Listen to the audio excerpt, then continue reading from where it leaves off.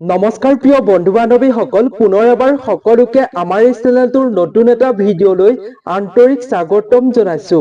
প্ৰিয় দৰ্শকসকল, আজিৰ এই ভিডিঅ'টো প্ৰতিজন ব্যক্তিৰ বাবে খুবেই গুৰুত্বপূৰ্ণ হ'বলৈ গৈ আছে। কিয়নো আজিৰ এই ভিডিঅ'টোৰ জৰিয়তে আপোনালোকক জনাম যে আপুনি বিচনাত কি কাম কৰিব নালাগে, বিচনাত বহি আপুনি কি কাম কৰিব ভুলতো নালাগে।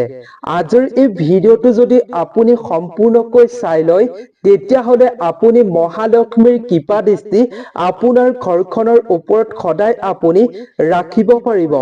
ঘৰখনত আপোনাৰ ধন টকা পইচাৰ কেতিয়াও সমস্যা আপুনি দেখিবলৈ নাপাব যদি আপুনি বিচনাত এইসমূহ কাম কৰাৰ পৰা বিৰত থাকিব পাৰে। মহিলাই হওক বা পুৰুষেই হওক, বিচনাত এনে কাম কেতিয়াও আপুনি ভুলতো নকৰিব। আজিৰ এই ভিডিঅ'টো আপুনি শেষলৈকে চাওক, এই সকলোবিলাক কথা আপুনি সুন্দৰভাৱে জানি ল'ব পাৰিব।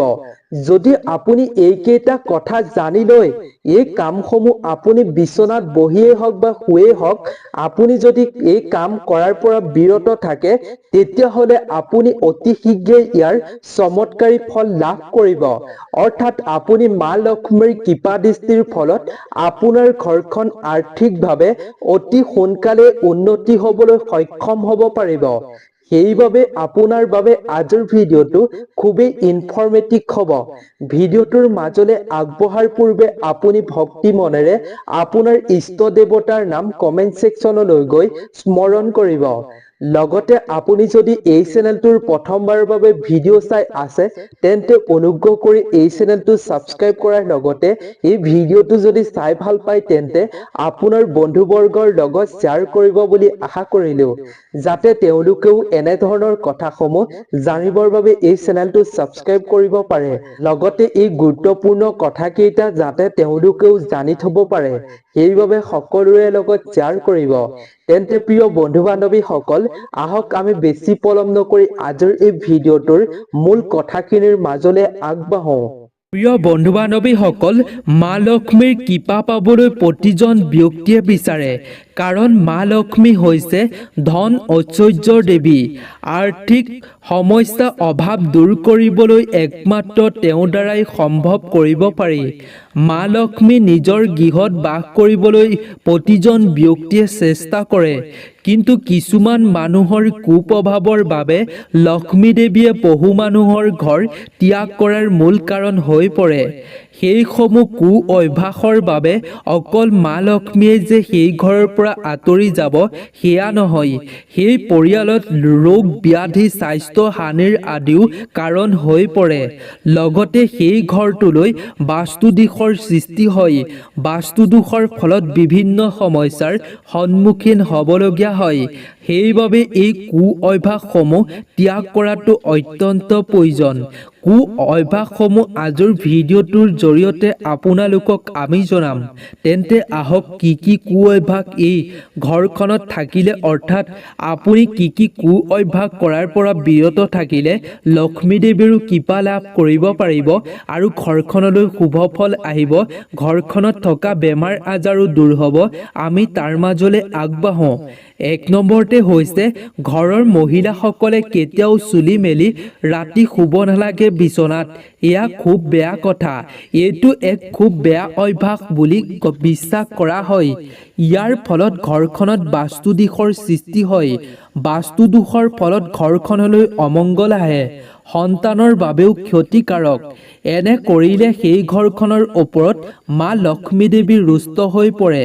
সেইবাবে ঘৰখনৰ মহিলাসকলে কেতিয়াও চুলি মেলি ৰাতি বিচনাত টোপনি যাব নালাগে। তাৰ প্ৰতি সাৱধান হোৱাটো জৰুৰী। 2 নম্বৰতে হৈছে, বিচনাত কেতিয়াও আহাৰ গ্ৰহণ কৰিব নালাগে। এই অভ্যাস অত্যন্ত বেয়া অভ্যাস বুলি ধৰা হয়। ৰাতিপুৱা ব্ৰেকফাষ্ট, দুপৰীয়া লাঞ্চ বহু লোকে বিচনাতে গ্ৰহণ কৰে, অৰ্থাৎ সেৱন কৰে, কিন্তু সেয়া এক বেয়া অভ্যাস। যদি আপোনাৰ ঘৰত শাৰীৰিকভাৱে অসুস্থ লোক আছে, তেওঁলোকৰ বাবে এই নিয়ম প্ৰযোজ্য নহয়। কিন্তু আপোনাৰ ঘৰৰ মহিলাসকলেই হওক বা পুৰুষসকলেই হওক, বিচনাত কেতিয়াও আহাৰ গ্ৰহণ নকৰিব। এনে কৰিলে সেই গৃহত মা লক্ষ্মীয়ে কেতিয়াও বাস নকৰে বুলি বিশ্বাস কৰা হয়। 3 নম্বৰতে হৈছে বিছনাৰ একেবাৰে ভৰিৰ ফালে ওপৰৰ ফালে মূৰৰ সমীপত আপুনি কেতিয়াও আলমাৰি বাকচ আপুনি ৰাখিব নালাগে। যদিহে গৃহত আপোনাৰ ঠাই অভাৱ হৈছে তথাপিও আপুনি বিছনাৰ এহাত দূৰত্বতে ৰাখিব লাগে। এনে কৰাৰ ফলত বাস্তুদোষ অনুসৰি অমংগল হয় বুলি বিশ্বাস কৰা হয়। সেইবাবে বিছনাৰ একেবাৰে ভৰিৰ ওচৰৰ ফালে মূৰৰ সমীপত আলমাৰি বাকচ আপুনি নাৰাখিব। 4 নম্বৰতে হৈছে বিছনাৰ তলত আপুনি বিছনাৰ সমীপত অৰ্থাৎ চেণ্ডেল আপুনি বিছনাৰ তলত কেতিয়াও নাৰাখিব। চেণ্ডেল জোতা ৰখাটো অনুচিত। এনে অভ্যাসৰ ফলত সেই ঘৰত ঋণাত্মক শক্তিৰ আবিৰ্ভাৱ হয়, যাৰ ফলত সেই ঘৰত ৰোগ ব্যাধি বৃদ্ধি হয়, ঘৰত অশান্তিৰ সৃষ্টি হয়, কাজিয়া বৃদ্ধি হয়, ধন টকা পইচাৰ অভাৱ হয়। সেইবাবে আপুনি ইয়াৰ প্ৰতি লক্ষ্য ৰাখিব। প্ৰিয় বন্ধু বান্ধৱীসকল, 5 নম্বৰতে হৈছে বিছনাৰ তলত আপুনি টকা পইচা সোণৰ গহনা আদি ৰাখিব নালাগে। আনকি বিছনাৰ তলত দৰকাৰী নথি পত্ৰও আপুনি ৰখাটো উচিত নহয়, যি কৰিলে বাস্তুদোষ হয়। যিখন ঘৰত বিছনাৰ তলত পইচা পাতি সোণ গহনা আদি ৰাখে নথি পত্ৰ ৰাখে সেইখন ঘৰত ঋণাত্মক শক্তিৰ প্ৰভাৱ বৃদ্ধি হয়।